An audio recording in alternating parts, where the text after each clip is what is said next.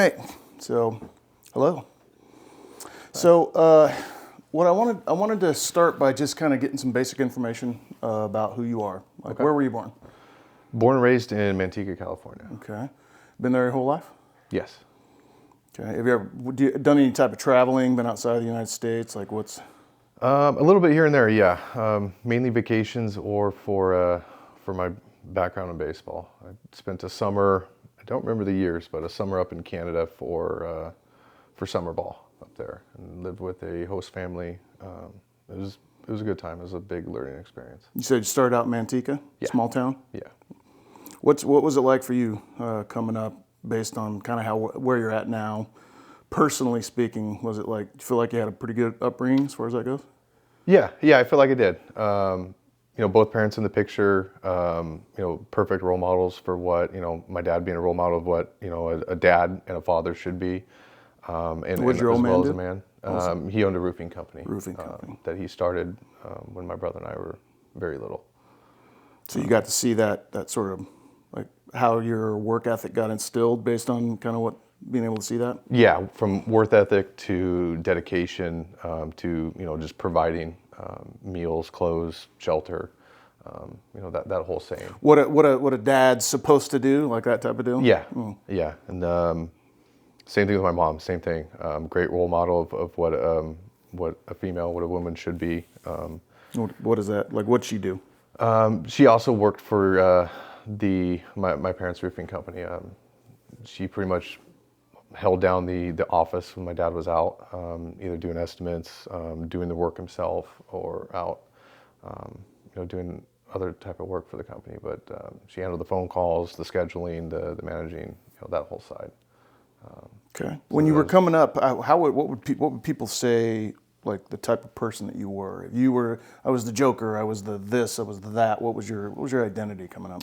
I think it would honestly say, if you didn't know me, I was the quiet type. If you did know me, I was probably the exact opposite. But I still am like loud, that today. funny, like, what was the? Funny, jokester, prankster. But They again, had to get to know you first. Yeah, exactly. And it's kind of how I am now too. If I'm not for being a cop, I'm not very outgoing, or I really don't want to meet new people. I don't want to spend the time, unfortunately, to meet them, to get to know them like that. But if I do, Has that changed over time? Were you that? Have you always sort of been that person or has the job kind of?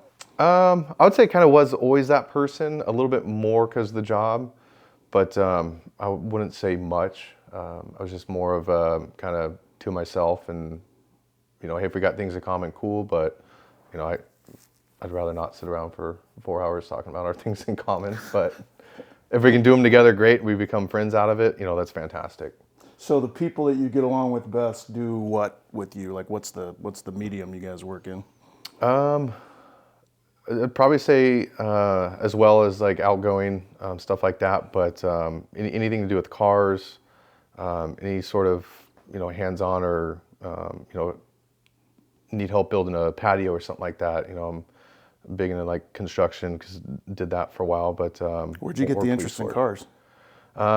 Growing up around cars. Growing up, my mom used to race street cars out at a lot of the racetracks. So if we weren't out at a baseball field on the weekend, we're at the racetrack during the weekend. And if we weren't at practice during the week, we're in the shop working on the race cars. So okay, it was a very good plan B to their dreams, while also allowing us as kids to follow ours. Okay, so you've been a cop for how long now? About 7 years. 7 years, all with the same agency? No, started with San Joaquin County Sheriff's Department and did that for about 2 years there. And like a custodial setting, or like what was that? I was patrol there. They are correctional officers for the jail, patrol for the streets. But do you have to go to one and the other? No, surprisingly not. Thankfully not. When I started there, I did not. I did overtime in the jails. That is its own completely different beast. I have major respect for correctional officers or the deputies that need to start or stay in the jails. That is one thing I can't do. I thought too boring, or what? Like not challenging enough, or what? I thought around 11, 12, it'd be people are falling asleep, they're going to sleep, and there's none of that. There's no. It is free game. It is a free for all. It is never quiet, and that was a very eye-opening for me when I do the overtime the first couple times there, thinking, oh, it's 1 o'clock in the morning. They should be quieting down and going to sleep soon, and nope, it continues throughout the night into the morning. So why a cop? Where'd you tell me about the progression? So you said you were an athlete before, right? So tell me about how you get from athlete to cop. Growing up playing sports, went to college for sports. Again, if you go back a little bit, growing up with my brother, he had to be the cop if we played cops and robbers as little kids. If he wasn't the cop, he wasn't playing. That's kind of the thing I like to use. But growing up with him, he went directly out of college into law enforcement. For me, my niche area, I guess, was sports. Took that as far as I can. My goal was to play professional sports. I guess technically I did. I earned a paycheck, a couple of them. I never saw them because the team filed bankruptcy. So I came back home, needed to figure things out. And You can say you did it though. yeah, right? Yeah, I technically got paid. I guess I never made the promise it must hit my bank account first, but I did earn a paycheck. Just never got the chance to check it or cash it. But Did you have, so when you were younger, when you had expectations about what you were going to be an athlete, did you consider any other potential careers other than that? Did you set that up on the? I was all in on that, and I had the dreams of the fancy cars, the big houses, the $700 million contracts and $500 million Stars other in your guaranteed. eyes. Yeah, and I wouldn't say I was flooded. Just that's how passionate I was about it. It was like, I'm not gonna stop till I make it. I'm gonna practice until I make it. I'm gonna do everything I can to get there. And when it came to that point to hang it up or continue, had a very honest discussion with myself of how far do I want this to go? How old do I want to be when I finally hang those cleats up? Because then I have no work experience. I have just a degree. What was the finish line for you? Like, what was the thing where you looked and said, I gotta change? Or like, was there a tangible click in the brain where you're like, okay, that's it? I think so. At the time, I was dating my wife. I went out to Texas to play some independent ball, and seeing how much of the sport now at that level, once you get out of college, becomes a business, that was very eye-opening. You would think that, this organization spent X amount of money on you, that they're gonna keep you, but they can go get so-and-so that can do it for $500 cheaper. Right. They're gonna bring him in and he's gonna do it for $500 cheaper. It Right. becomes a strictly a business setting, and didn't know that until I got there. And How did you experience it though? Like, what was the thing that happened to you from a business standpoint where you're like, oh shit, this is not a game anymore? seeing people, when I got there, seeing people just daily come back from a game, it was just like the movie, was it Wild Thing, I think it was, where you open your locker and if you have a card in there. Major League. Major League, yes. If you open your Red locker. card and that's it. Right? Yeah. Go talk to the manager. He'll say, hey, you're done and we have nothing for you. Or, hey, you're done. We're sending you out to, South Carolina to this team or something like that. Seeing that happen on a daily basis, and then in return seeing guys that got there and their wife and kids are there. They were much older than me. I would say 32. Come in the next week, they're now going up to Oregon to be on that team up there, and they're moving their wife and kids up there. It's just, for me, seeing that was eye-opening, on top of how much of a business it was. You're replaceable and you will be replaced. There's no promise, there's no guarantee. So you transition into police work. How does that happen? Is there do you have is it just the brother thing, or what was the progression to getting to police work, I guess? I'd say a very big portion of it was my brother. On my spare times, home from school, from summer. Being the robber, apparently, in that scenario, yeah. Every single time. Yeah, but growing up with him, and then coming back from college away, from out of state, coming back, doing ride-alongs with him, always thought, this is an awesome career. You can manage your own time. It wasn't really about, I get to carry a gun and drive fast. Those are big factors of it. Sure. But just doing that, I was like, I know I'm not the person. I can't sit behind a desk for 40 years. I can't drive to work knowing exactly what I'm going to do for the next 40 years. have a lot of law enforcement in my family. Doing the construction that I was doing, knowing that your retirement is the money you put away if you choose to, and at the time I wasn't putting that away. Figured I'd rather try it and know that I don't like it than be 40 years old thinking back going, I wonder if I would have been a good cop, or I wonder if I would have liked being a cop. Didn't want to have any regret in that way. Yeah, I figured I'd rather try it early and go, yeah, this isn't for me, and then move on and kind of, hey, I turned that rock over, versus being older and going, I wish I would have tried being a cop. That sounded like it would have been fun. So you sounded like you had a pretty good upbringing as far as just, supportive, family was supportive and stuff like that. What did it mean for you or did you have like roles about what it meant to be a man and stuff like that? Like how was that taught to you?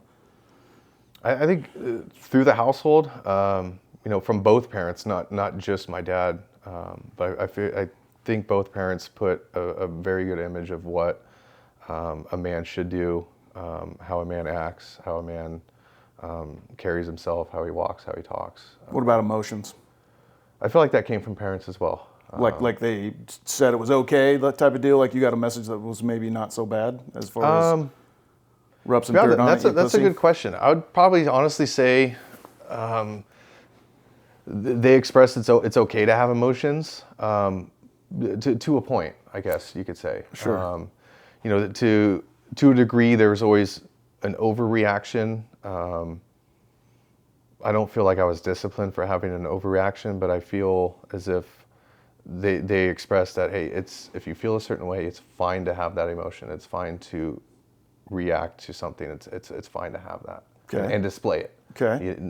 You don't need What to was put the it dividing line? Like what was the thing where you go, okay, it's okay up to here, but then past here, it's like what was the sort of general message that I think if it turned to anger or like outburst, or as you're little, the temper tantrums. Right. If you like taking a swing on your sibling. Yeah, that was shut down very quick through my dad. I know cursing was a big one in the household growing up, until you get to that age where they just kind of let it slide eventually. But cursing mean you couldn't do it? There was consequences for cursing like that? Yeah. Oh, God. Yeah. It was bite the bar soap. It was the pump soap in the mouth and hold it there. But no, I feel like it wasn't anything traumatizing for me. I think if it's any consolation, I think we have exceeded the statute of limitations on the child abuse. So. Yeah, but it was any corporal punishment? No, I think maybe one time I might have cursed out my mom, and I think my dad might have slapped me across the face. But I was at the age where as soon as I said it, it was, oh shit, here we go. Right. Well, you were like waiting for it and go, yeah. Well, I deserve that one. Right? Yeah, and it wasn't the best choice of words either. It wasn't the typical shut up or something. It was a select few choices of like words fuck off that feel free to say whatever it is you need to say. Okay. By the way, because yeah, I think it was something along the lines of shut the fuck up or something, and it was handled very quickly. And when I think about it, it was handled appropriately. Right. for Wasn't my excessive. age. Yeah, it No. wasn't like you're locked in a garage or something. Yeah, my dad's 6'5", 240. Big fella. And it was handled appropriately. It wasn't a 100% power swing. It was enough to get the message across. Sure. And make sure I don't do it again, but not enough to where it's not We're dislocating jaws and traumatized. loosening teeth. Right. We're getting taken to the emergency room Yeah. and saying you fell down a flight of stairs. Yeah. Okay, that actually is pretty encouraging. So what would you say has been the mentality for that type of stuff with the job that you have now, as far as just being able to sort of process big emotional things? Obviously, as a cop, you're going to be seeing big emotional things, right? Yeah. So what's the vibe that you got through the time that you were coming in, whether somebody actually said something or whatever, about you being able to sort of handle these big things you come in contact with? Yeah, I think one of the toughest parts about the job is when you have, or when you're involved in something that does have emotions.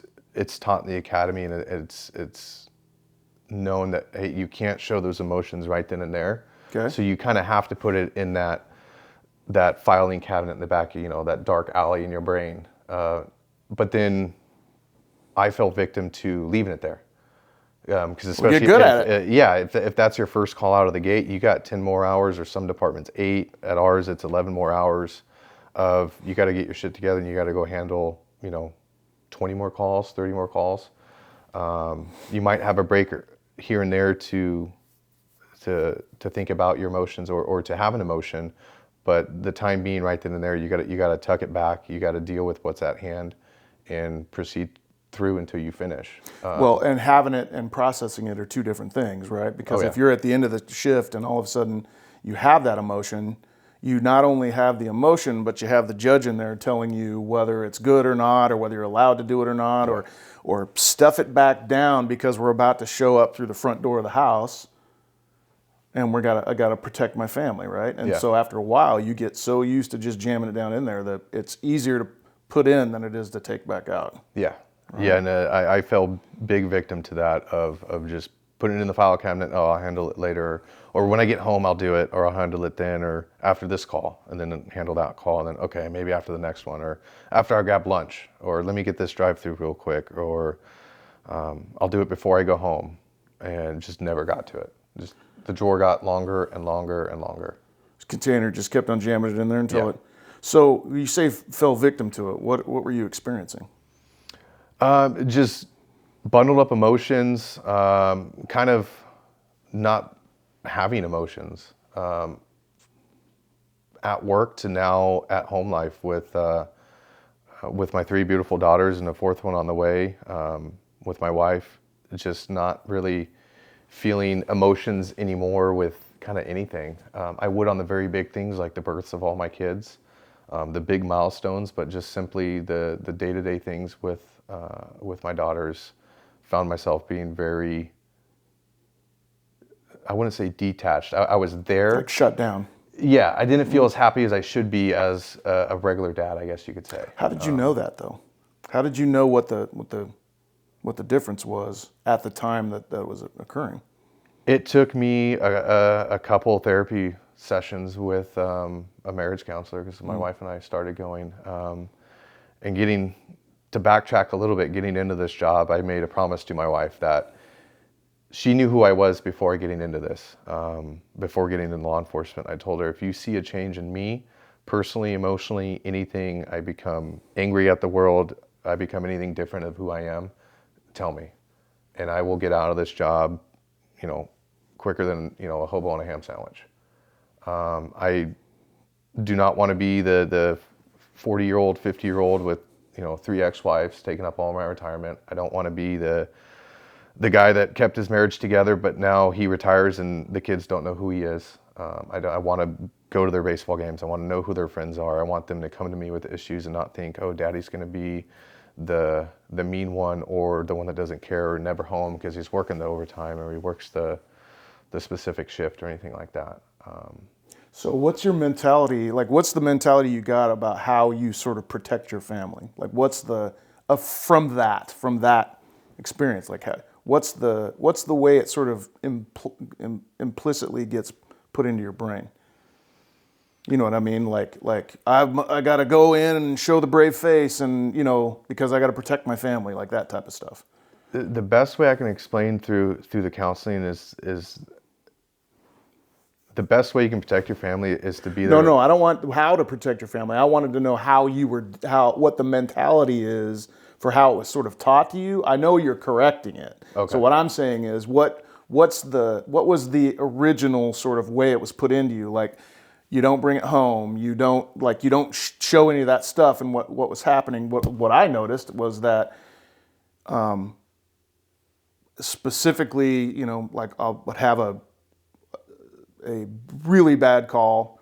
I'd come home, you'd be able to see it on my face. Somebody'd ask me if I was okay. I'd say, yeah, I'm okay, but I'm not okay. And so they're looking at me going, something's not right, but they're telling me it's okay. So I'm putting together, like if my kids ask me, if you know, you don't want to bring that burden onto them, right? Oh yeah. And so you tell them it's going to be okay, but the first language they learn is body language, and when they're like, something doesn't make sense here, they're getting that okay is this uncomfortable sense of anxiety that comes from dad, right? And Yeah. so it's like it sends a confusing message to them. So being able to sort of come in and go, hey, you know what? I had a rough day. It was, it was a really tough call. You don't give them the details of it, obviously, Oh, but yeah. you at least tell them that the thing that they're seeing isn't about them, right? Yeah. Everybody in the house is basically going, oh, okay, we walk with, we walk with kid gloves and we take it real easy on somebody, but we know that whatever's coming out of them is not because of us. Yeah. You know what I mean? That makes sense? Yeah. And I what I did when I came home, it was just try to just put it aside and put on the happy face. And I did that well for a while. But just that file cabinet got bigger, heavier, more full, and it became hard to hide the emotions that I came home with. And when I couldn't handle it myself or control my body language, when wife would ask, "Hey, how was your shift?" Oh, it was fine.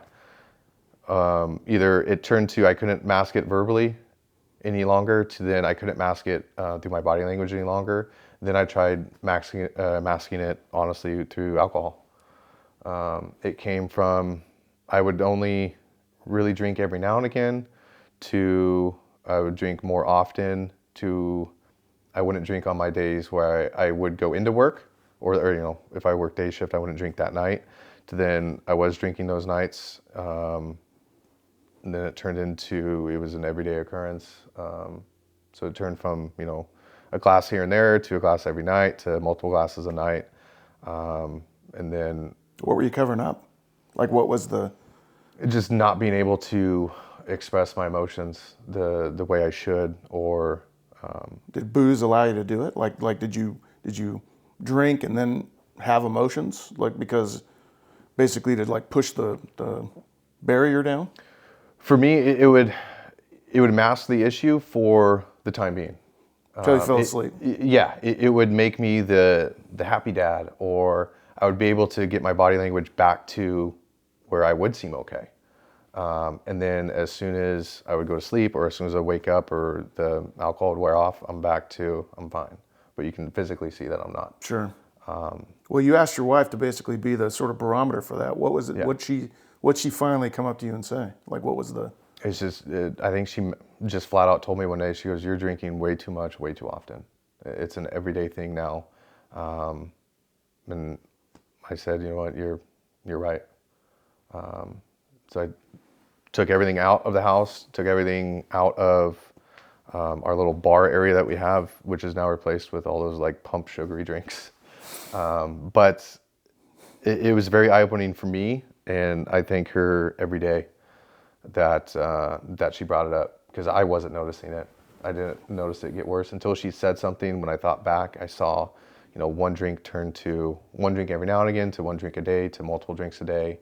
And there's only a dark path for that. My uncle, my dad's brother, and a couple of my dad's family are hard drinkers, and I saw the path that they took and where that took them, and that was only, Which was where? death, poor health, and death. And for me, I have two routes. I either get it under control, or the road's going that direction. And at my age, and as much as I was doing, that's where I saw that going. Well, you mentioned something about asking her to tell you, Mm-hmm. and then say, if that's the case, then I'll go in a different direction. Yeah. What different? Had you considered a different direction? Job-wise, no. But what we did end up a different direction was trying to get my emotions under control, and trying to get, not have the assistance of alcohol to, be able to... What does it mean to get them under control? Like, what is that? What is that? To be able to express them, to come home, and if I'm not okay, to say, "I'm not okay, give me 15 minutes, give me 20 minutes. Or to call her and say, "Hey, I can't come home right now, I'm trying to decompress something that went on." Or to seek help through, if it's something you can't handle yourself, there's no shame in going and discussing things with a therapist.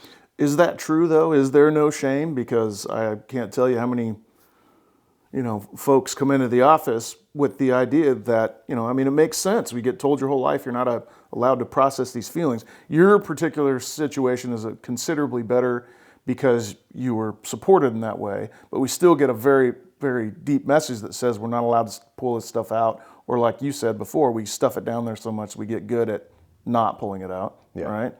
And so there is a little bit of shame that still goes along with it though, right? And that's that little tickle in your gut that... Yeah. And trying to sign up for the marriage counseling was, and couples therapy was difficult. I felt a little like I'm failing as a man in that area, that I need to go get assistance through someone else to help me with my marriage. And, especially being in law enforcement, there's that stigma. And again, I'll use Explain the stigma for the people that don't know. Yeah, and I'll use that term again, is that I kind of fell victim to, and I don't know where it comes from, to be honest. I've never heard if you seek help through something you see at work, you're weak or you're not a man. That thought just was there. And like you said, I wasn't brought up that way. I wasn't brought up to, buckle it down, put it in the file cabinet, move on. You don't have time to cry. You don't have time to have an emotion. Get to the next task. And I think it wasn't taught in the academy to do that either. I think it's just. But it wasn't not taught either. Meaning, like, they didn't outright say it, but it was sort of implied that to do that thing would imply weakness. When I went through the academy, it was back in '98.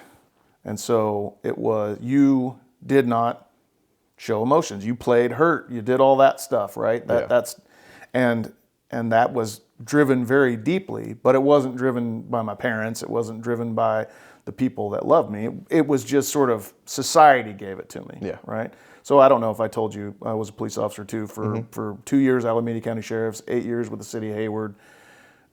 Got tore up by, saw terrible, terrible things. Obviously, did the whole anti-terrorism thing, learned how to read people's facial expressions and body language. Basically, I tell my clients now, you can lie, you're just not doing it to me, right? And so that's been, I tell people that because the people that I talk with are first responders. They're the ones that basically, they don't want to hear the bullshit, because to them, therapy is bullshit, right? That's the general mentality.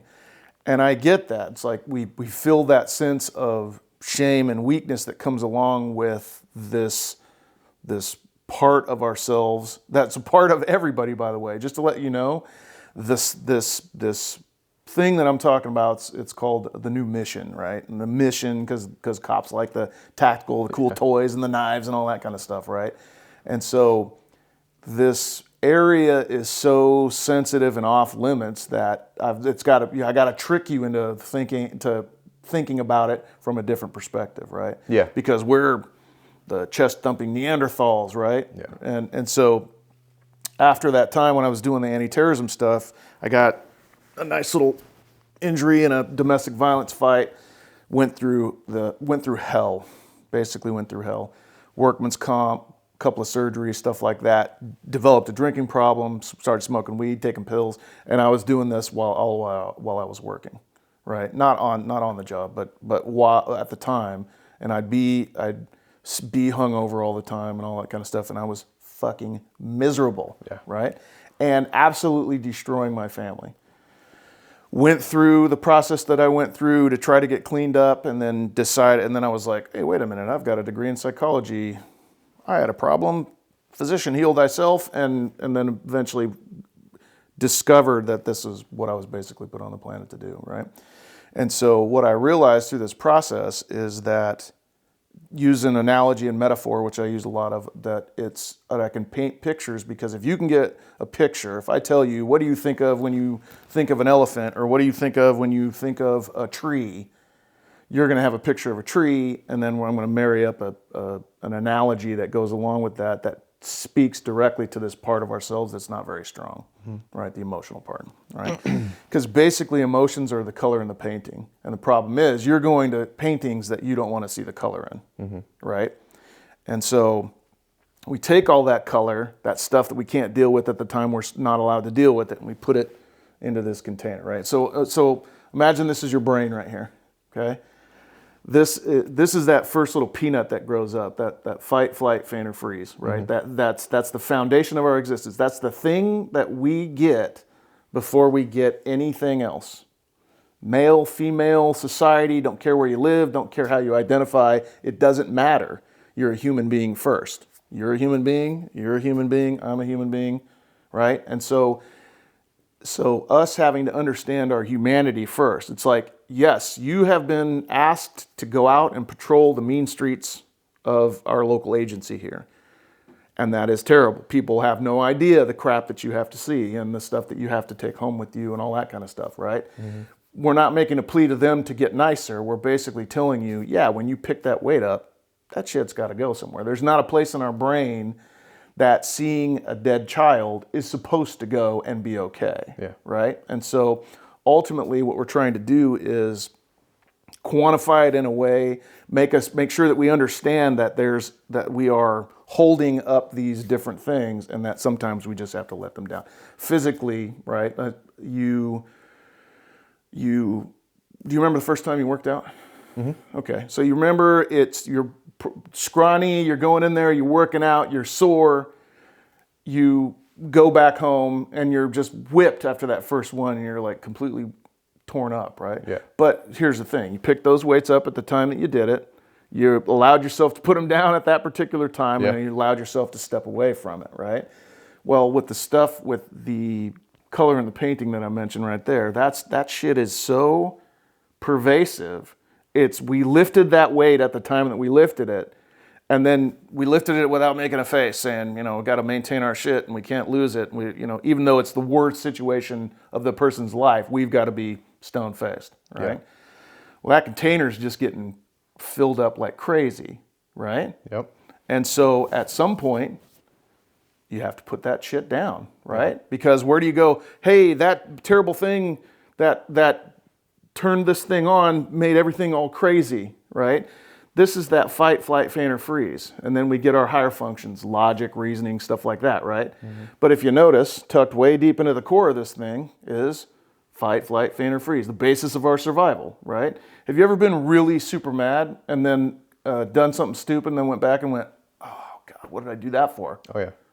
That's this portion of your brain casting judgment on this portion of your brain for doing the only thing it knows how to do, and that's react, right? It doesn't ruminate, contemplate, investigate. It doesn't do anything. It just survives, okay? So imagine the first time that you got really, really scared, this thing turned on, all of this turns off. That's why do the SWAT guys train over and over and over and over again? Because when the shit goes down, all of their brain stuff goes away and they have to just, right? And they have to have a survival script to do it. Well, do you have a survival script for seeing a dead 2-year-old? Yeah. Right? There is nothing in there, right? Yeah.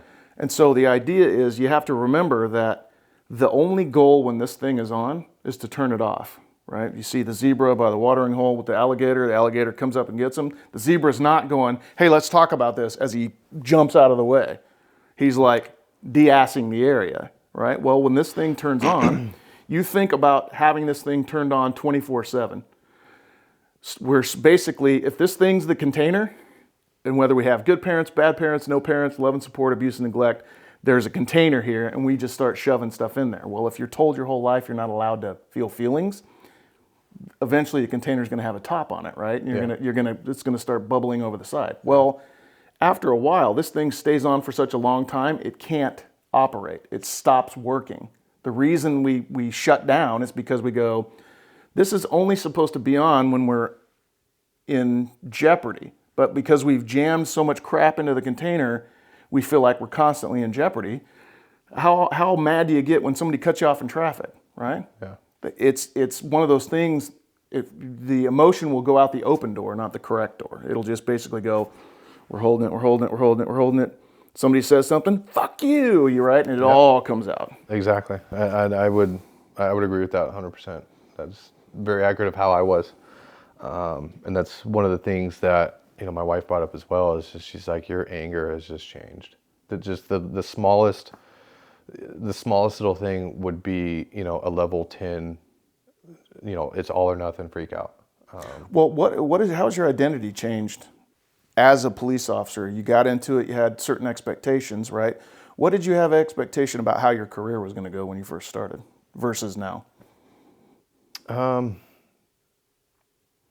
it's probably on track of where I pictured myself when I did start. So To be honest, you're on the road where you expected to be on as far as I was yeah, as far the job wise and just the job wise, yeah. You know, what was your expectation? Like what were you, well, I wanted to be a sergeant, I want to do this, I want to do this, I want to do that. Like what's your plan? I would like to start climbing the ladder. I think maybe a little bit later when I get some more time under my belt and trying to soak in right now as much as I can. I tested the last session more of just to see what the test is like, so I know kind of what to expect when I'm ready. Not okay, I'm ready to take it, and then just get blown away with, oh crap, this is what it's like. Right. So more of a learning curve for that, but. Well, how did you imagine your whole, because we imagine that you're going to have a full career. What did you, even if we don't, I mean, obviously we don't have a crystal ball, but what did you imagine your career was going to look like? Well, I'm going to do it for 25 years and retire here and do this. Like what was the? Well, when I got, I'm 2.7 at 57. When I came from the county, they were a different retirement. So technically now I didn't roll it over into PERS. So I got to go till like 59 and a half. And still fresh in my career, I was like, yeah, 59 and a half, it's perfect. That sounds good to me. Now looking back at it, it's like, if 59 and a half, there's no way I should be pushing a patrol car at anywhere past 55. Right. I don't want to personally be doing it at 50, but I think the city should not have anyone over 55 pushing a patrol car. Why did it change? I think just seeing me now at 32, just knowing like, my back hurts, my knees hurt. Just knowing that that's just going to get worse. And just being more honest with myself of, I don't want to be doing this job or let alone patrol at, anywhere past 55. You don't seem as optimistic as when you started. Yeah. He said sarcastically. Yeah. I think,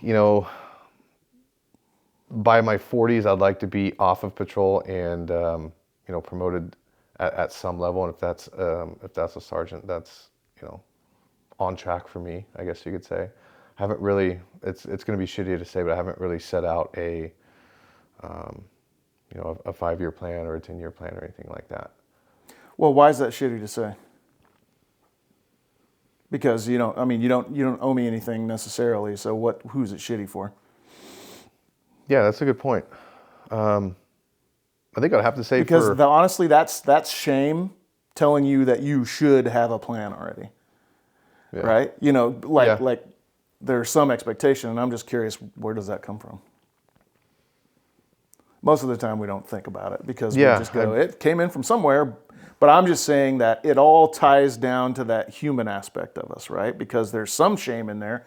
We got it. We're not sure where we got it from. We just know we have it. Yeah. Right. Have you ever been to the fair, county fair? This county fair, no.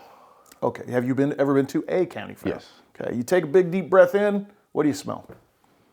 Well, the last one I went to was the asparagus festival. So I'm gonna say I'm asparagus. not sure what asparagus smells like, but but funnel case, corn dogs. What do you see? Just lights,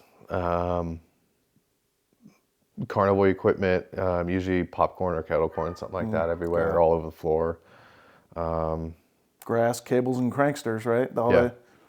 So have you ever seen the water guns where the horses race each other? Mm-hmm. Okay. So remember I told you about how basically everybody standing on this grain of sand that's hurtling through space right now is a human being. Mm-hmm. That's a subjective explanation, but there's that human aspect that I told you about, right? Yeah. All the stuff here, right? Well, imagine every person on the planet has 4 horses, right? And they're all racing the same team that's going to pull your life, right? So that team is responsible for who you end up being, right? There's the physical horse, right? That's your physical identity, whether you're a big person, small person, sick all the time, in the gym all the time, but it's basically a spectrum, right? And everybody falls on it. Pope, president, doesn't matter. You fall in that too. So do I. So does he. Okay. Okay. Then there's the intellectual, right? Book smart versus street smart, somewhere in between. Social, loner, cool kid in the group, somewhere in between. Emotional, right? So I'm going to speak for myself because raised in Oklahoma, buckle of the Bible belt, everybody but us was going to hell, did the man, be a man mentality, ended up becoming a police officer over a very long journey. Started at 28, did it for, like I said, for about 10 years. And the mentality and the stigma and all that stuff, especially the process that I went through, there wasn't a process. There wasn't you didn't get the help. Your friends abandoned you through the process because they're on the front lines and you're not on the front lines, right? So Yeah. that's that mentality. But so imagine everybody has those four horses. Now here's the deal. If you're the chest thumping Neanderthal and you are the most diminutive, small, tiny person you can possibly imagine, it doesn't matter because you're both still human beings, right? You both still have, regardless of whether you patrol our streets and keep danger off of our doorsteps, you're still a human being like everybody else, right? We still bleed red and all that kind of stuff, right? So having these four horses doesn't, just because we don't use one of the horses doesn't mean that it's not there. It just means that we're not using it, right? Gotcha. So imagine you got these four horses, right? And then all of a sudden, bang, the gun goes off. We go and we try to find our life, our identity, right? Physically, we go and we become an athlete. Intellectually, we become a smart person. Socially, we become the popular person. Nobody wants to be the emotional person. Even it's allowed in the sort of female world, it's more acceptable. Nobody wants to be the emotional one, right? Yeah.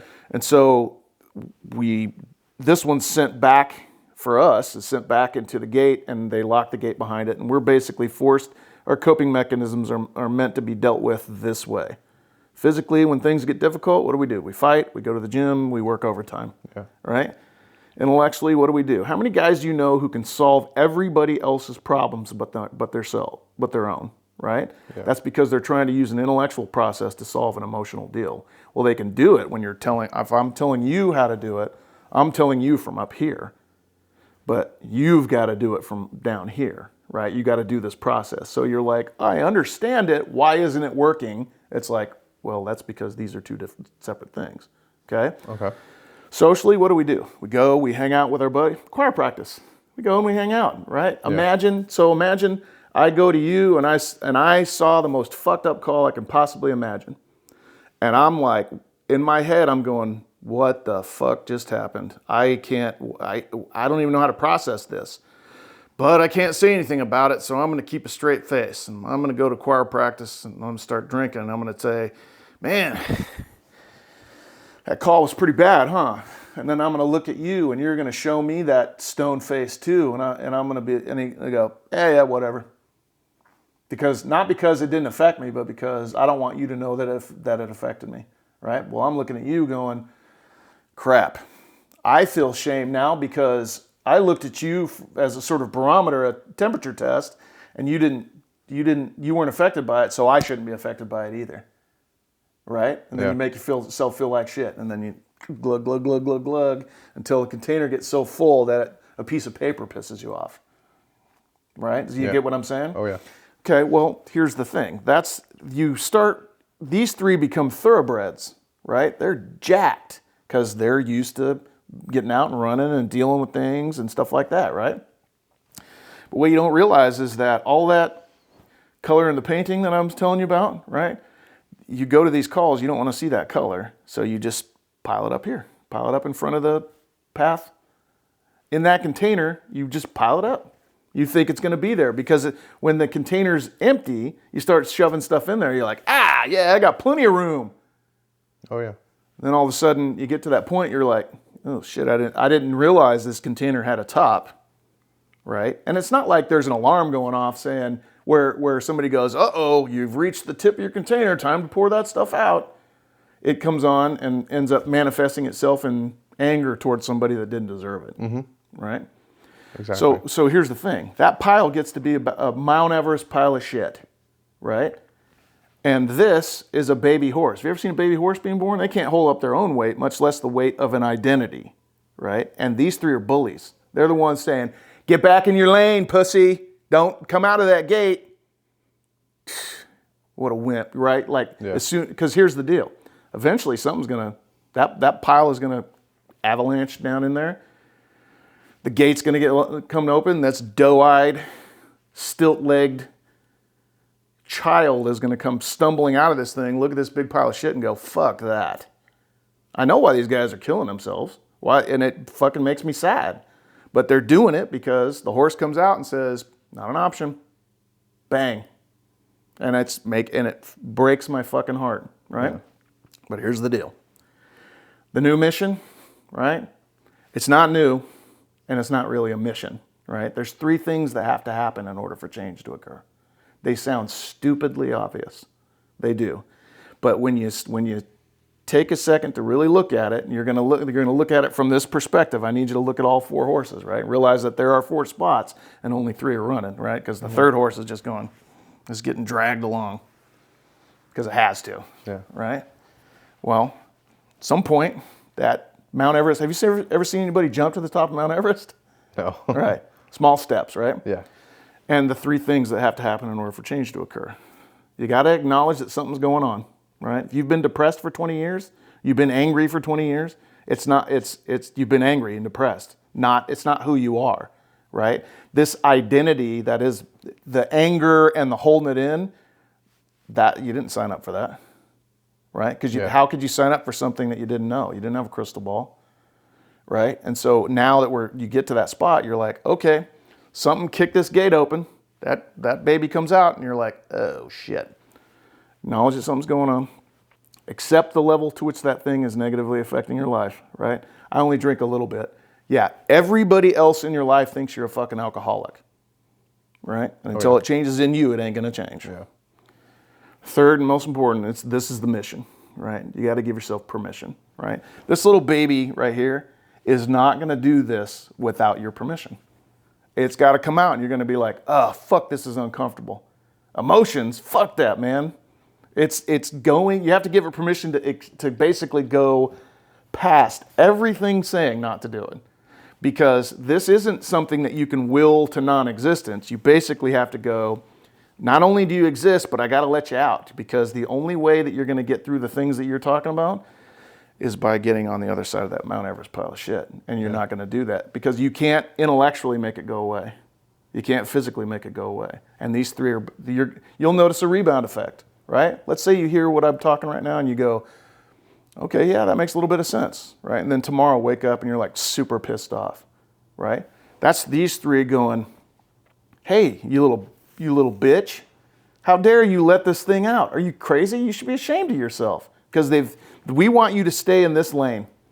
We don't want you to do this, right? So if you have a rebound effect, it's like totally normal, right? Allow it to take effect. But the thing is, imagine this is you and your wife, right? Your 4 horses have run, yours have run, and she starts to go, you're not the same person anymore, right? Because her emotional horse has run. It's like, okay, well that makes sense now because here's the deal. She's making emotional demands on people that don't have emotional capacity because they've gotten really good at shoving it down, right? Yeah. How many times you ever come home and been cop-like in your behavior because it's the strongest muscle, right? Yep. Make sense? Oh yeah. So what have you noticed are the biggest challenges, like just daily as a police officer? Like now that you have this template here, what would you say are the biggest challenges in anything? Is there anything you dread going to? So at the sheriff's department, we were deputy coroners. The coroner's office they would only respond during the hours of like Monday through Friday, 8 to 5. If anyone passed in the county, anytime after that or on like a holiday or something, we would be the ones to go do the death investigation and the death notification. So At the time, me not having any kids, it didn't really bother me to do any stuff like that, any death investigation or notification of kids. I was kind of, for at least my crew and my side of the week, I was kind of the one to go to for, I get a call from another deputy saying, hey, this, looks like my kid, or I have kids, I can't do this, can you come take it? And sure, yeah, I don't have kids, didn't bother me. Sadly, it didn't bother me. And now with kids, having kids of my own, I think anything to do with kids is very difficult for me to handle. Why is that? Explain it. So I understand, but I think it for me, it touches it pulls on the emotional ties of parent, but also for the kid. Like we had that incident in Brentwood where just kid just was helpless, and hopeless, and then the same fact. Can you give me a synopsis of the incident so I'm familiar with which one you're talking about? It was a younger kid that got into what we believe Mom's fentanyl stash. Yeah. Okay. I think that was my first call with kids of my own that I didn't know it really affected me until after, when we had our debrief back at our police department. How did you know? What was the? I think they just flat out asked if it bothered anybody, or does anyone have any comments, or does anyone need to say anything or say some piece or something like that. And I think a couple other people spoke up and said it bothered them. And I raised my hand, and I barely got half the sentence out before I broke down. And that was surprising to me, knowing that, 2 years ago I was doing, I dealt a case there where a kid was impaled on a car crash through his car seat with a fence post, and completely unfazed, didn't bother me. I don't have kids, so it's still shitty to see and a horrible thing to witness and be a part of. But for me, not having kids, it didn't bother me. To now this one, 2-3 years later, not knowing it affected me and hit me mid-sentence was like, oh, shit, okay, maybe I do need to go talk to someone. Right. And I did after that. That was the first time I did any sort of counseling or therapy after that.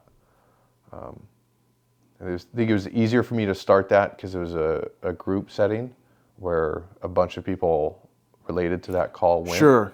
Well, and you weren't the first person to speak either, right? Was it like one of those? Yeah, I don't think I would have been the first person to bring something up in that, but it was easier to say it after you have 2 or 3 people kind of do the same thing, break down mid-sentence, or be able to get their sentence out and then break down. But as far as the therapy session too, that being a group setting was a lot easier because oddly enough, it was a lot of the other people were checking in on, especially the ones that spoke out, were like, hey, come with us.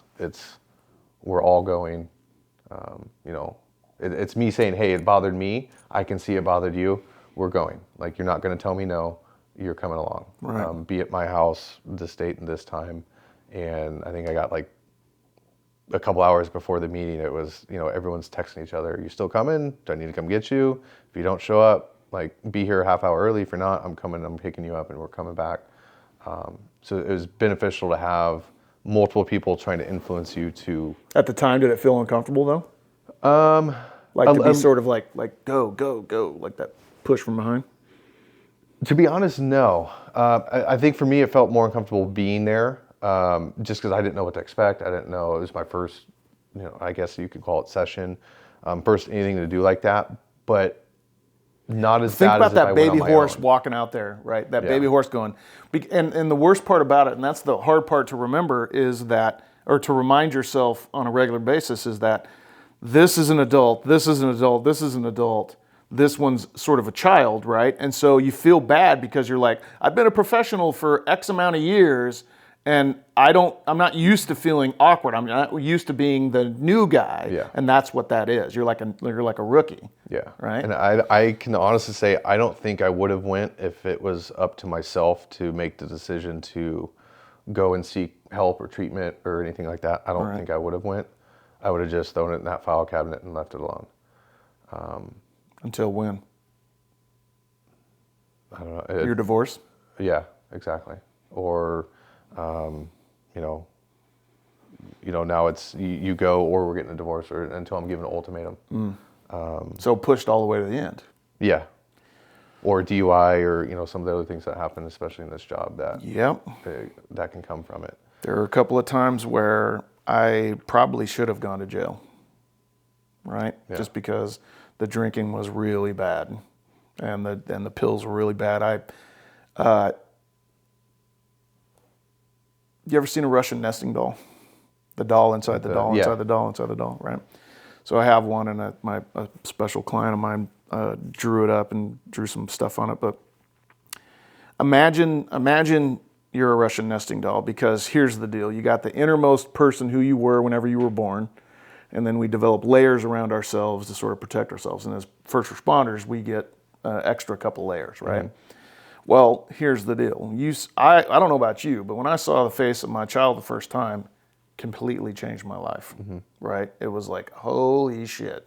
Love like you can never imagine, fear like you can never imagine, all that kind of stuff, right? So we gave them access to the innermost, the existence of their rawest form of themselves. The person that you were, we gave them access to that because we're like, I love them. I will protect them for my whole entire life. It was automatic, right? Oh, yeah. So think about that. Before that Russian nesting doll got cracked open, you were able to handle all the stuff that was out there. But then once it got cracked open, it's like, wait a minute. I have a perspective now that makes everything different. So it makes sense why somebody wouldn't want to go there when you have kids that same age, because you've been poisoned by the fact that you've seen this child's face and you're like, no, it's going to change me forever. Yeah. You get what I'm saying? Oh, yeah. And you see why we'd have a hard time with going to a call that's the same age as her. And I didn't, honestly, at the time, I didn't even think about the calls I was going to. I was just like, why am I so fucked up? Yeah. Well, here, let me drink it away. Yeah, and I think that was the hardest part for me is not knowing, how it works. Do I need a specific incident? Do I need to go to a call and then just break down in tears and drop to my knees to be like, okay, I need help? Is it because I'm angry when I go home? If it's because I'm angry when I go home, is it something I can just change? So that was a very awkward stage too, is not knowing what it is and how to handle what it is that I'm feeling. That's the strongest muscle here, the intellectual muscle, basically trying to go, why can't I get this? Why is this so confusing? Well, I'll just be happy when I go home. Right, exactly. Like you can just push it off to the side. Yeah. And it's like, okay, well, it's a little bit more complicated than that, because ultimately so I tell people about their ABCs, right? A is the event, like whatever the event is, right? The car accident. Mm-hmm. B is the oh shit moment, and C is the unanswered question, or what the value statement or unanswered question. Why would God do this, right? Like one of those types of deals. Yeah. I'll give you a great example. I had a person with whom I spoke who was one of the people that pulls somebody over for a traffic stop on the freeway, gives them a ticket, nothing spectacular about the interaction with the car, goes back to write the ticket, he's got his foot up on the door, open doors, stuff like that, right? Looks up, in a split second he sees in his rearview mirror a car is about to absolutely obliterate him, right? And so that's his oh shit moment, was looking up in the rearview mirror and realizing that he couldn't do anything about it, right? And of course the car hits him, sends him flying, hurts him, he's off for work and all this kind of stuff, and does, and then comes back and starts to come back to work and can't re-engage, right? He's like, it's his head's messed up, right? Well, A, the event, B, the oh shit moment, C, for him, it was a value statement. It was before, and it took a while for us to kind of get that. It's this exploration. It's very awkward and very uncomfortable. imagine you have this expectation about your survival, right? Or that your ability to engage at any given moment, right? You have this structure that basically says, I'm going home at the end of the night, okay? And so when he had that moment of fear he didn't think he was ever going to experience, and a breakup of the structure that he thought was going to be there forever, it fucked him up, right? It basically went, oh crap, it shattered his expectations, okay?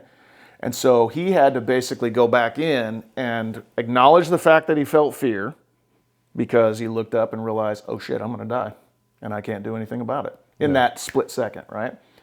And so that's the thing, is I talk with combat vets and stuff like that, and what it comes down to is when you have this feeling like you're going to die, you got to go back in and reclaim that life, because after a while you start getting really basically impulsive, and you'll just start throwing your life away because you're like, oh, I'm playing on the house's money anyway, so it doesn't really matter. I was supposed to die. Yeah. Right? And so you have to go, yep, that scared the shit out of me. That completely ruined my expectations. And having the courage to be able to admit fear in that moment is the key, right? You see what I'm saying?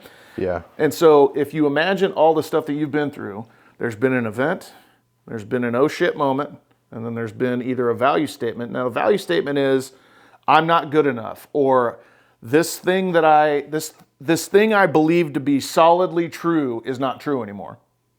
You know what I mean? Like, I never thought I was going to die until I was so afraid that I was going to die that it got shocked into me, right? Well, once that goes in there, you got to go in there and basically extract it. It's like a splinter. Yeah. Emotional splinter would be a good way to put it. And I could see how that would be difficult too, is when you are trained and it's force-fed almost, the fact that you can control a lot of what you do and how and certain outcomes, but then to be faced with something to where, oh shit, I'm going to die, and not being able to do a damn thing about it. Have you ever had that before, where you thought you were going to die? Yeah, plenty of times. Not to the point of, oh shit, there's nothing I can do about it. There's a lot of my brief run-ins with that have been things that, I mean, it didn't come out to where it was a moment of life or death, but going into something, there's been times where that thought has ran through my mind, and it's like, well, the best I can do is what I can do. But I bet you never told anybody about that, huh? Like, do you tell somebody that, I thought I was going to die today? A lot of the previous ones, no. All the shenanigans that just went on in when Antioch, when they were shot at the other night, I was a part of all of that. And the best I can do at the time for me was text my wife. When we got out on the first perimeter and we're standing perimeter waiting, and then the second pursuit with two subjects that foot bailed with rifles and stuff. And it was like, all right, let's go set up perimeter over there and flush them out, kind of thing. It was just, the best I can do is get there, text my wife, and that's all I can control in that moment. All the tactical stuff and use cover versus concealment, all that stuff I can control, but something along the lines of looking in your rearview mirror and seeing that and not being able to do anything, I can imagine would be even harder for someone. Why do you imagine that? Like, what is it? What is your brain reaching out for to try to, like? What is it trying to figure out? To be honest, I don't know. I think it'd just be the not in control of a job that you're taught to always be in control. It would be hard to have. I think it would be hard to almost live with that after, or to get past that stone of, there's absolutely nothing you can do. I think that'd be hard to deal with. Well, it's tough considering that. Do you have a crystal ball? No. Okay, so you can't see into the future, right? Yeah. Do you have a time machine? No. Okay, which means you can't go back and change anything you've done in the past other than the way you think about it, right? Can you read minds? No. Right. Neither can anybody else. No. That's right. And so, but we have this expectation that we're going to be so much better in that way, and being held to a higher standard, I get it. I completely understand. I did not meet that standard whenever I was pushed with all the stuff that happened to me. Yeah. And if you find yourself going down that same path, the same thing will happen to you. But the thing is, it's about understanding. It's about understanding your humanity and keeping yourself in the human realm. Because if you go, I'm not allowed to feel feelings, I'm not allowed to feel pain, I'm not allowed to do this, and you feel it, then there's that betrayal of, well, I'm not supposed to feel that, right? You know what I mean? You get a cut on your arm, you feel pain. Pain tells your brain that something's wrong with your arm, right? Well, when you get anxiety and depression and stuff like that, that's the back part of your brain telling the front part of your brain, hey, something's wrong. Not something's wrong with you, but that's what we're told. We're told that something's wrong with you. Yeah. But in fact, it's actually a symptom of something that needs to be addressed. It's a symptom of something that's turning this on, a threat that's basically turning this on that needs to be turned off, right? But if we're told, ignore it, just ignore it, even though it's on and we're completely exhausted from it being on, just ignore it, right? Well, eventually that bill is going to come due. Right? Yeah. And I know a lot of departments now are doing better with the seek help if needed. But I think it goes back to... You have to give yourself permission to do it. Exactly. And there's so many factors that come into play with how they were brought up. That if they were brought up to suppress and push aside, and we don't have time for that right now, you got to change that mindset before they go into, before they go into the academy, or you got to change that mindset of, that's not what you do. There's no shame in seeking help. There's no shame in reaching out. There's no shame in talking to someone. Well, so think about going back to when you were in the academy and somebody would have told you that. What would you have thought? Probably would have just laughed it off. Right? Yeah. And so I tell people, I'm like, hey, I'm going to give you a time machine. You're going to get to go back and you're going to get to talk to your 12-year-old self, right? What advice would you give? But I add the thing is like, okay, remember when you were 12? Why the hell would you be listening to some old fart giving you advice? How would you need to say it so that your 12-year-old self would actually get it? And ultimately, it's the same concept.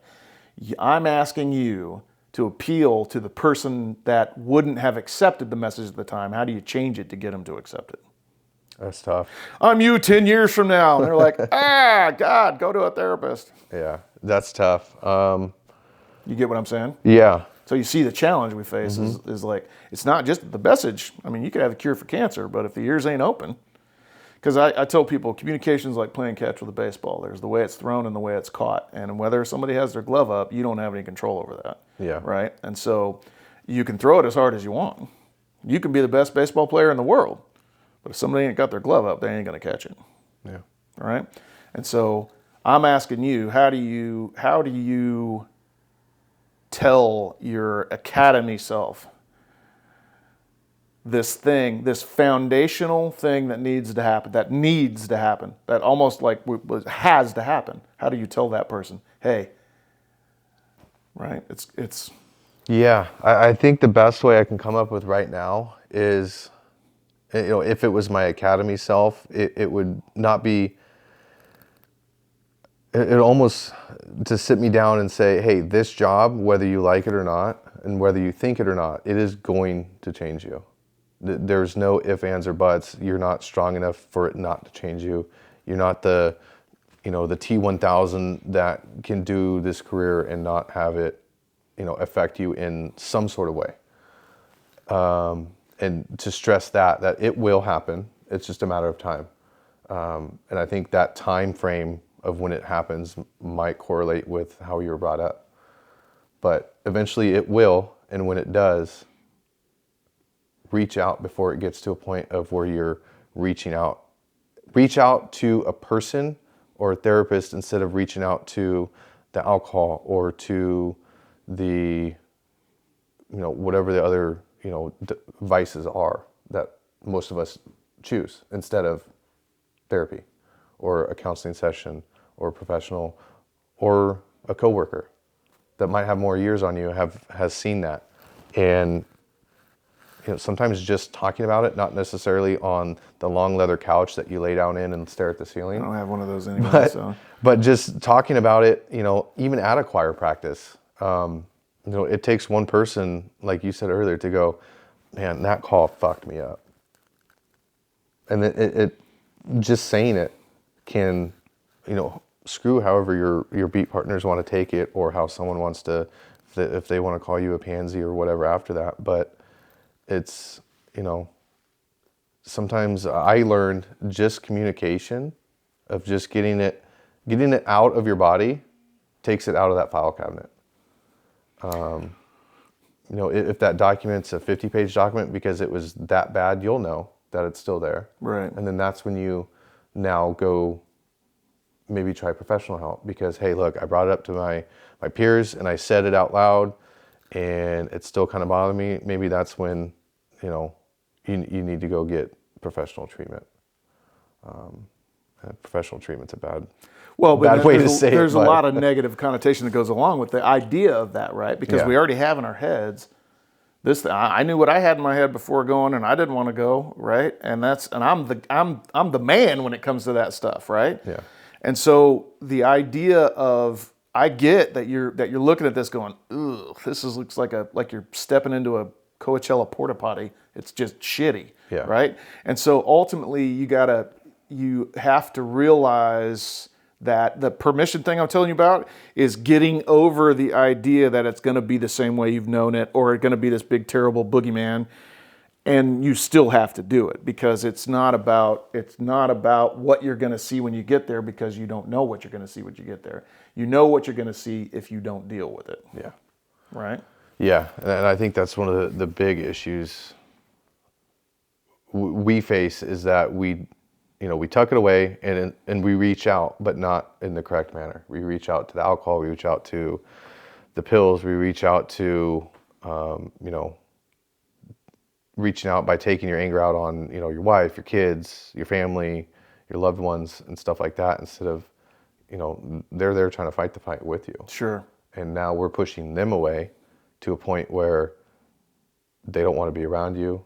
They don't want to deal with you. Is that what's going on now? Are you getting to the point now where people don't want to be around you? No, but it was for a point. Yeah, it got to that point before wife and I started the therapy, and that, just starting that, it really brought up how, for lack of better words, how fucked up this job has made me. It was very eye-opening to see, what trauma brain is.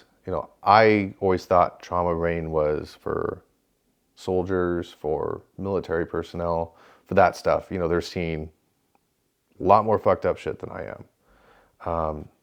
But to know that just being a cop alone can give someone trauma brain.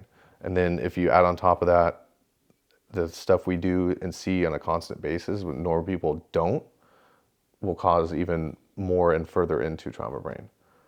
What do you see as trauma brain? Like, how are you experiencing it? For me, it was lack of communication, just in every aspect of life. Through, come home from work, and it was the same thing, hiding my emotions. Wife, how was work? It was fine. And then that was it. Right. And then, and she knew it wasn't, right? At first, she believed me because I was able to hide it through the words, and my body language followed the words. And then it turned to, I'm fine, to where the body language is not matching the words. Mm. And then she'd try to dig deeper, and then I'd outlash, and I don't want to fucking talk about it. Leave me alone. We'll talk about it later. Never did. And then it turned into just not communicating at all, and just trying to hide it by avoidance. Don't ask, don't tell kind of thing. Mm-hmm. And then it turned to the alcohol, because I couldn't do any of the other aspects. I couldn't hide it verbally. I couldn't hide it through my body language. I couldn't hide it by avoiding it. Right. So now I'm going to drink, and okay, cool. Now daddy's happy again, or my husband's happy again. You've been sort of emotionally backed into a corner to the point where you're like, I do something. You basically just drown it. Yeah, and it would put the Band-Aid on, whatever topic it was for the hours, but as soon as you sober up. That issue's still there knocking on the door. It doesn't make it go away. It just makes it disappear for the time being. So when you first went to couples counseling, was it meant to? Did you believe it to be a couples problem? That was the other eye opener. Is it really wasn't. It was a lot of our issues in our marriage was mainly communication from my end of just not communicating or not knowing how to communicate, Right. or communicate properly. Right. It wasn't just lack of. It was communicating through, just always being angry and ornery, and just a shit person, to then not communicating at all. Or just like, oh yeah, we'll talk about it later, and then not talking about it, or changing the subject, or shutting down mid-conversation because I don't want to hear it, or I don't want to talk about it anymore. But starting it was a lot. It started mainly from my end, and a lot of the issues are caused by me, and finding out it wasn't me as a person. It was my experiences has made me into that person. If that makes any sense. It does. It does. But you're able to notice that. Before, it was your wife kind of going, "Ooh, and not saying anything about it because she's kind of seeing. But then, because it was probably going on a long time before she finally mustered up the courage to say, right? Because she didn't want to confront you about it if she knows what she's going to get. Yeah, and hats off to her. I can imagine what it would take to tell someone that. But to see, where was I going with this? To see how it changed from the different levels of communication that I was fumbling on. Explain that. What do you mean? It went from Talking about this progression from being able to talk to body language not matching up, like that progression? Yeah. Yeah, to see and to have that explained to me to where it makes sense. Because at first, wife's like, you're shutting down a lot. Didn't see it. To you're angry all the time. Never saw it. Right, she didn't want to. When am I angry all the time? As I'm angry at her asking that question. Right. Very ironic. You're always yelling. I'm not fucking yelling. Still don't see it. Yeah. And then you start. We started the couples therapy and doing, and we just go there and talk. It's not the repeat after me. It's nothing at all what I expected. I really didn't have expectations, but from what I had, That's funny. Were completely wrong. You said I didn't have any expectations, or it didn't meet your expectations, but you didn't have any expectations. Yeah, I mean, I picture the long leather couch and lay down, look at the ceiling, tell me how you feel. I mean, because that's all I saw in movies. I've never went or anything like that, and then to go there and like, oh, we just come here and talk for an hour. Do you find it helps when you're in that setting? It very big. Yeah. Very big help. And now I dreaded going. I'm gonna talk about my fucking feelings today. And now I look forward to going because it's almost like there's another person in the room can validate or correct at the same time. You can bring up the correction. Yeah, now I am, because before it was the wife trying to do it and like you're just trying to change me and that stuff. But now it's seeing that, being able to see that it is caused by me and me trying, me wanting to fix it, and that's a big help. Is you have to want to change as well. Well, the toughest part is taking responsibility. And not feeling like you're trying to be blamed. Like you're going, I'm trying to be a good person. I'm trying to be this protector. I'm trying to be this family provider. And now you're telling me I'm doing everything wrong. It's like, oh, it's not really like that. It's just sort of getting us to get out of our own way, right? Yeah, and that's how a lot of the first sessions kind of went was, I felt like it was just, you suck, you're doing bad, you need to do better, you're not protecting, you're always yelling. And the first couple ones, I didn't want to go. I dreaded going. I hated fucking going. So it was almost demeaning to me to go. I felt, as if I was failing in every aspect as a man and as a father and as a husband and just a human going there. But it was very eye-opening at the same time. So how did that change, though? How did that perspective change? Like if we're explaining it to somebody else, hey, because I tried to tell you about the rebound effect, right? Mm-hmm. Well, the idea is I want you to tell somebody else, hey, you're going to experience, you're going to not want to go those first couple of sessions, right? Yeah. But I think what made it work for me is I could now, once I got to the point where I can see myself doing it, if you go back to I'm not yelling as I'm yelling, now I can recognize I am yelling. Okay, you're right, I am yelling at you, or I am in a shit mood right now. So being able to recognize, for me, it was being able to recognize when I'm doing that exact thing that I'm being called out on, and being able to accept it's not someone saying you're sucking right now, it's someone pointing out to you to just to simply notify you so you can have well, this sucks, not you suck. exactly. Right? Yeah. Yeah. So I think the biggest turning point for me where therapy it changed from dreading it to actually benefiting from it. I always benefited from it, but from dreading it to actually looking forward to going. Got it. Is when it changed from now I can recognize when it's happening. I'm still working on being able to stop it from happening. Right. And Got just a glimpse have into it the not matrix, happen at basically. all. Okay. But and seeing that light at the end of the tunnel and see it coming is now, instead of a 20-minute argument over, as I'm yelling at her saying I'm not yelling at you. Okay. Now it's, a couple minutes into yelling, and then it's like, I'm yelling. I'm gonna go cool off. I'm gonna come back and we're gonna have a conversation Respect. about this. That's a hell of a tactic. And then now I'm trying to work on not even getting to that point of me yelling, because that's just not needed. So trying to get to that point is now it's kind of like you can see the top of that shit pile. It's not that big shit pile anymore. Well, because you took it, because you looked down at your feet and took one step here instead of looking at all the shit you had to do. Yeah. Right. And that's what I try to express to people is you're not jumping to the top of Mount Everest. You're basically going, you have this, but you got to focus on your feet, because if you're climbing up Mount Everest, you're going to step into a crevasse if you're not looking at your feet. Exactly. Right. Yeah. And so in that particular situation, you're not trying to go, and that's why some people will come and ditch after the first session, because they go, the mountain's too big, I'll be fine, right? And they don't go, well, yeah, the mountain's big because we haven't faced up to it. And you'll be surprised how much after the first couple visits with me, I was surprised. Once you start to realize it's not you, or especially in law enforcement, it's not you as a person, it's the job. As an entity? Yeah, I get it. That's causing this. You'll be surprised how big of chunks you can remove very quickly after the first couple.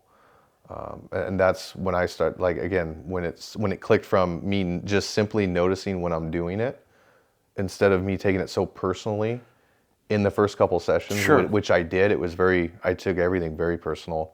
I'm just being attacked by now two girls, two women are now attacking me, Sure.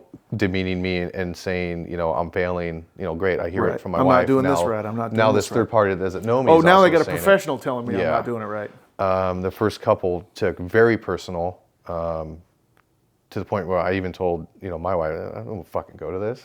I just get bitched at by both of you.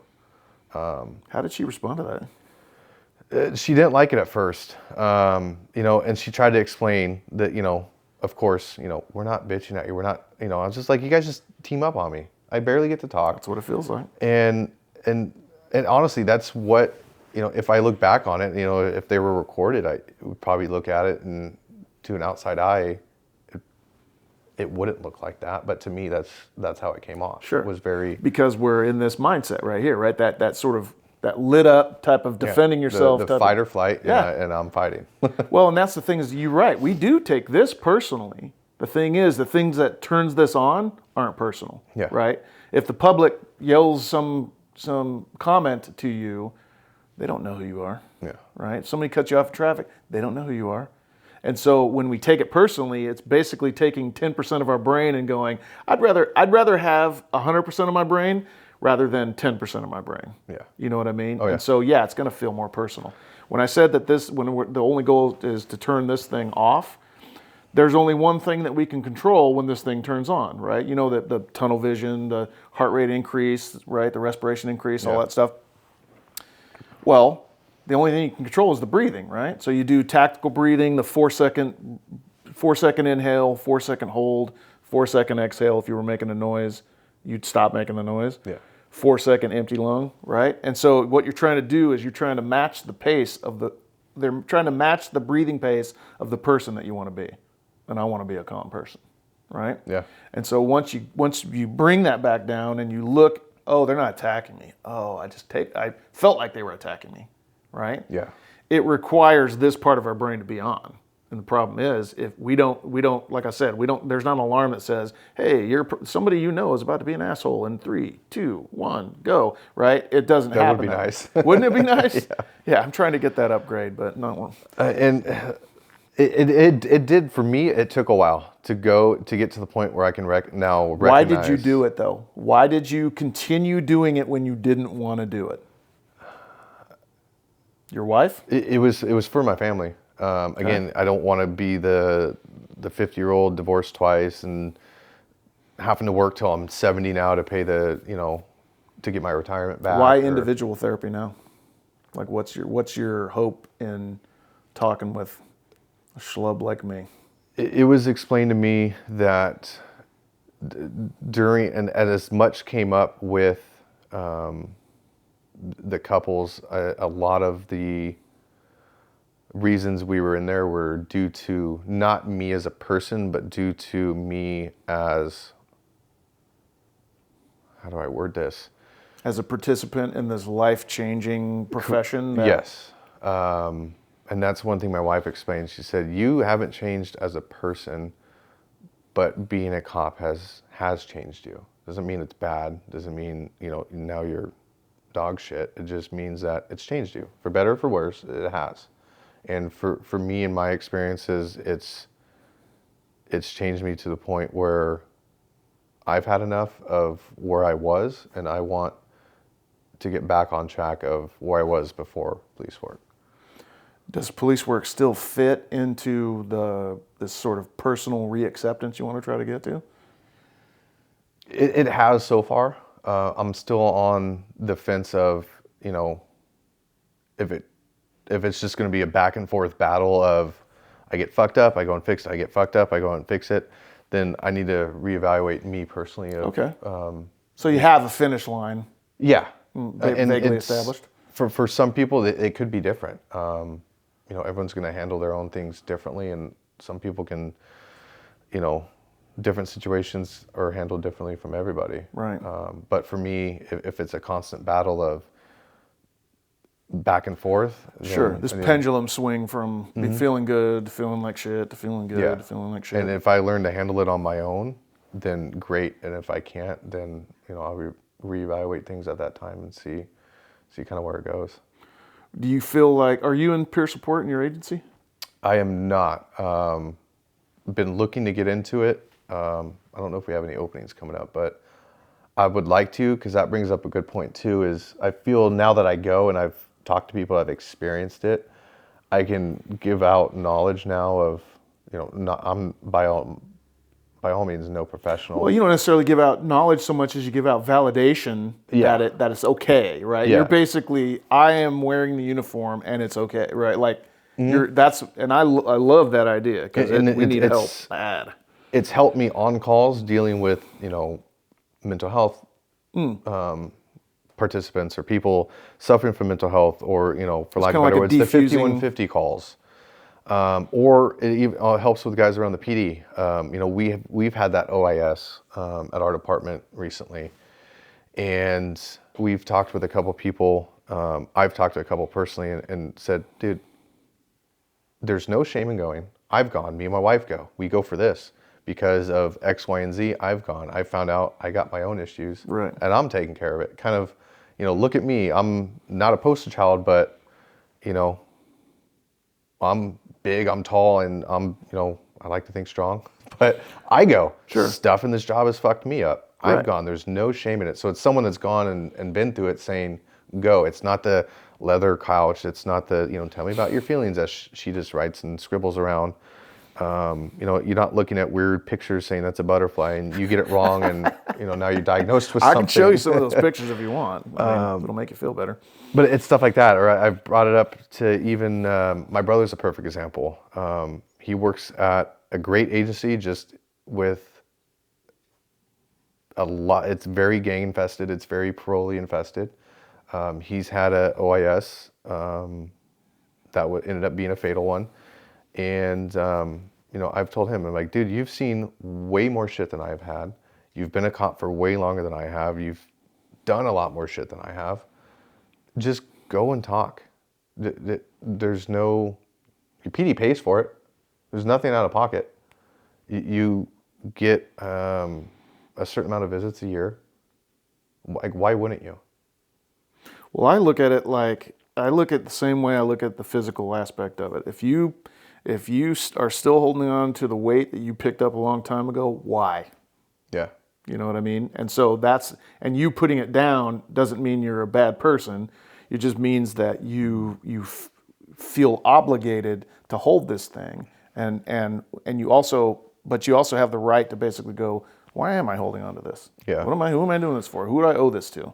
I think it'd be beneficial. I know a lot of the PDs now are pushing the gym time. You get the hour throughout your day of your shift for the gym.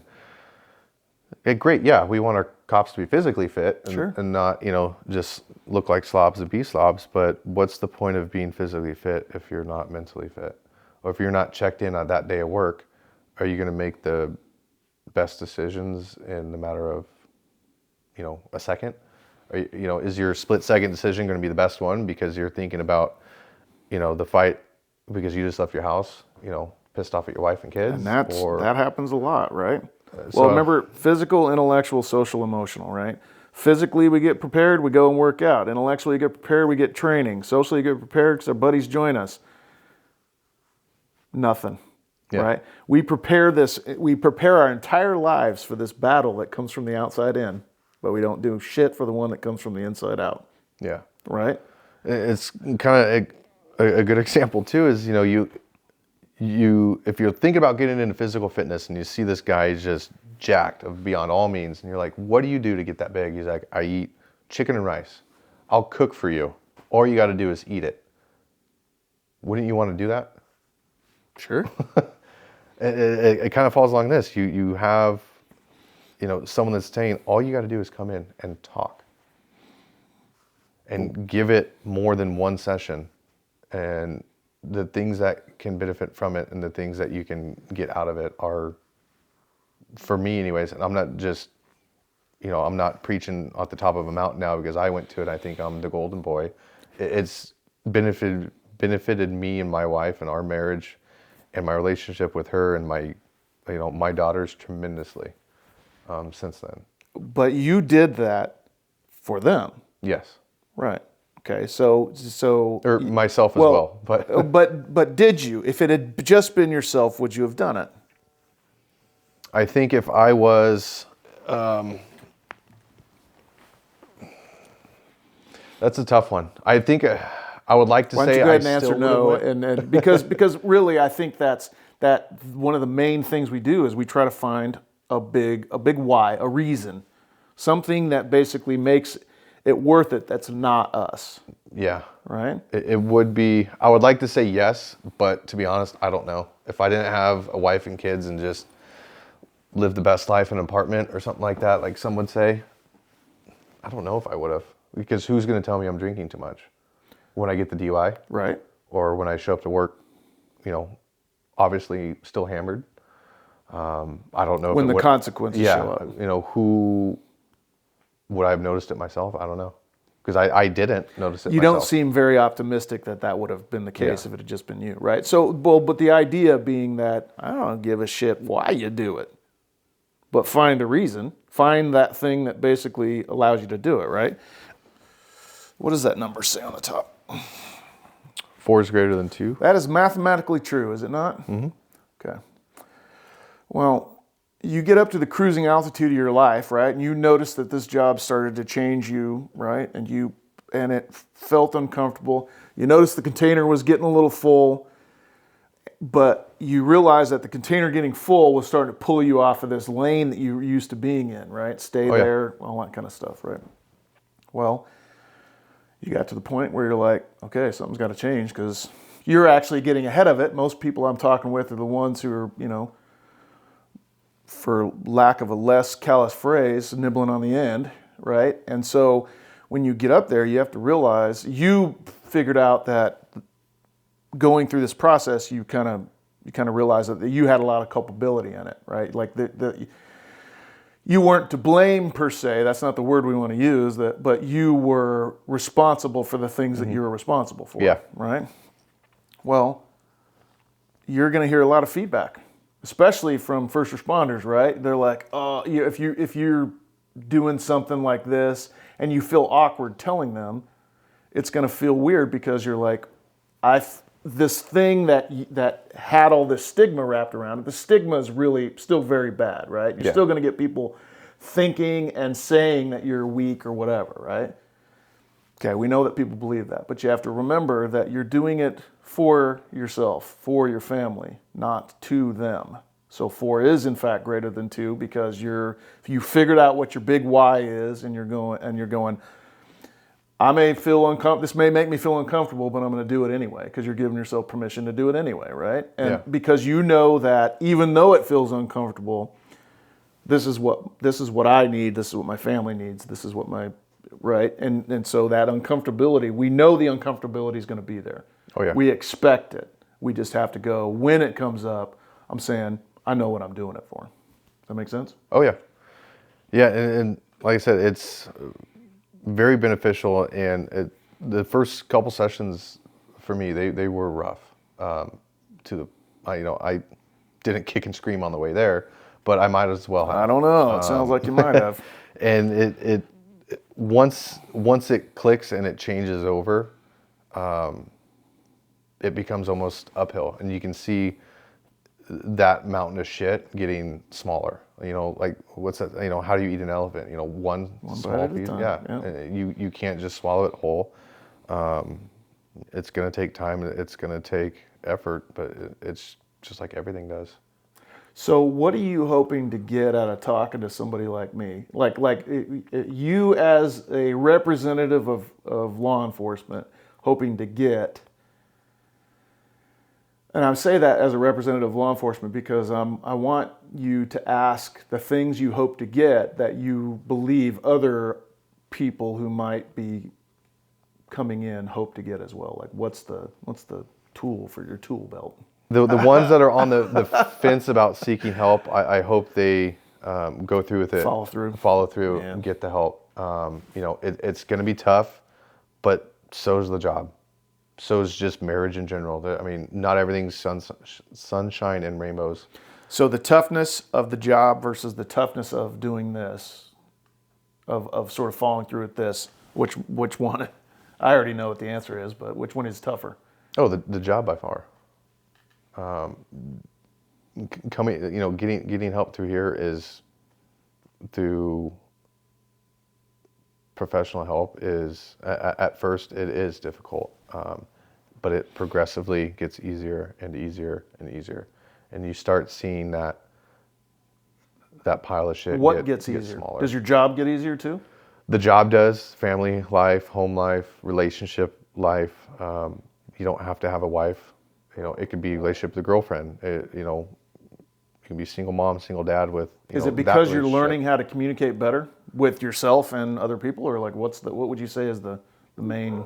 For me, it was, but then also it not just communication, but how to communicate at work, but also communicate at home about work.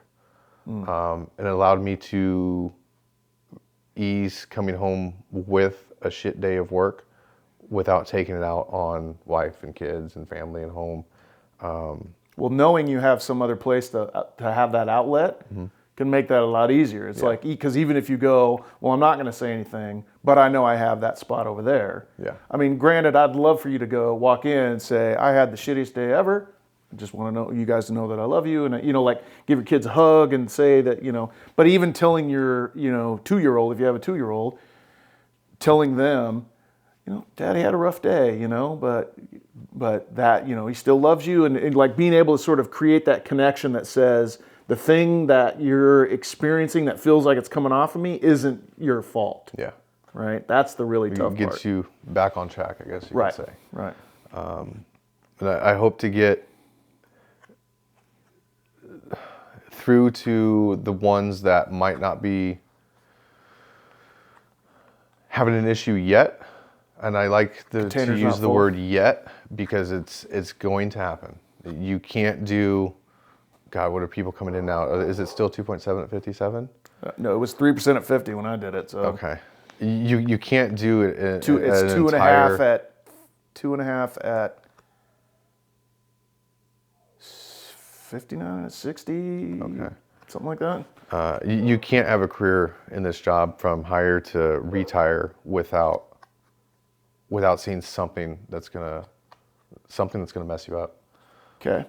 So what did you? So now that you think that now because of your experiences, talk to the people who didn't think that like you were before, and say you're going to feel like everything's great. You're going to feel like you can do all this. You know, like what is it? What would you say to the person that you feel like may not listen to you because their container's not full yet?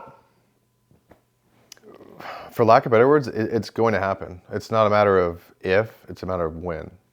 And want to, express that when it happens to get help. And there's no shame, there's no, you don't need to turn a blind eye or think that you're weak, Failing or in some way, unmanly, or you can't provide enough, or any aspect of that, other than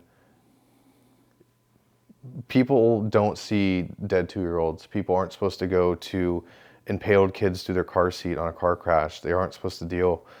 People aren't supposed to see that. right? That's not a normal thing. A normal thing to see is a kid fall off his bike maybe and not break their arm. Right.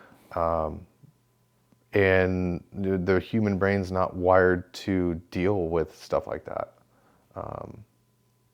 So when it occurs, when your bin gets too full, again, there's no shame in seeking out treatment for help.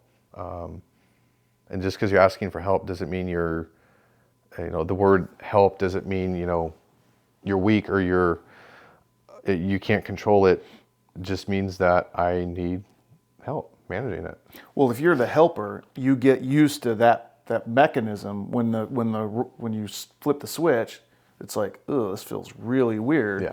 Not to mention the fact that when you go and reach out to the people who are normally you're helping, they're like, this role feels odd. Because I'm not used to it, right? Mm-hmm. And that's why you got to go to somebody who is used to it. Yeah. And understands that, how to not make you feel like an awkward piece of shit whenever you come in, Yeah. right? Yeah, and then like you just expressed too, it does help having someone that's been in it, that can relate on the other side of the aspect. That's why I think would be beneficial. Your information is going to be invaluable moving forward. That's all I got. You got any questions for me? I don't. No. All right. I look forward to us sitting and shooting the shit together. Yeah. Anytime. All right. Cool. Thanks for joining me. Thank you.